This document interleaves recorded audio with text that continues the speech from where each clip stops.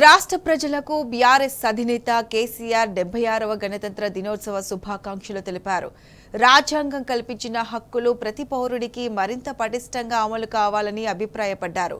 రాజ్యాంగ నిర్మాత ఆశయాలు నెరవేర్చేందుకు పాలకులు మరింత కృషి చేయాల్సిన అవసరం ఉందన్నారు.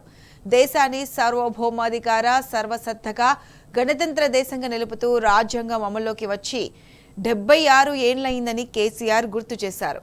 ప్రపంచంలో అతిపెద్ద ప్రజాస్వామ్య దేశానికి ఆదర్శవంతమైన రాజ్యాంగాన్ని అందించిన రాజ్యాంగ నిర్మాతకు కేసీఆర్ ధన్యవాదాలు తెలిపారు.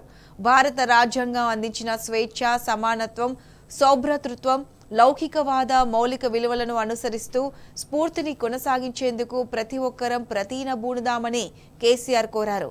విదేశీ పాలనలో మగ్గిన దేశానికి వెలకట్టలేని త్యాగాలతో సాధించుకున్న స్వేచ్ఛ, స్వాతంత్ర ఫలాలు దేశంలో ప్రతి గడపకు చేరిన నాడే రాజ్యాంగ నిర్మాతల ఆశయాలను నెరవేర్చిన వారిమే అవుతామని కేసీఆర్ అభిప్రాయపడ్డారు. సామాజిక, రాజకీయ, ఆర్థిక, సాంస్కృతిక రంగాల్లో ఎస్సీ, ఎస్టీ, బీసీ, మైనార్టీ మహిళలకు సమాన భాగస్వామ్యం లభించేలా రాజ్యాంగ నిర్మాత డాక్టర్ బిఆర్ అంబేద్కర్ కలలుగన్న సమాజ సాధనకు పాలకులు మరింత కృషి చేయాల్సి ఉందన్నారు.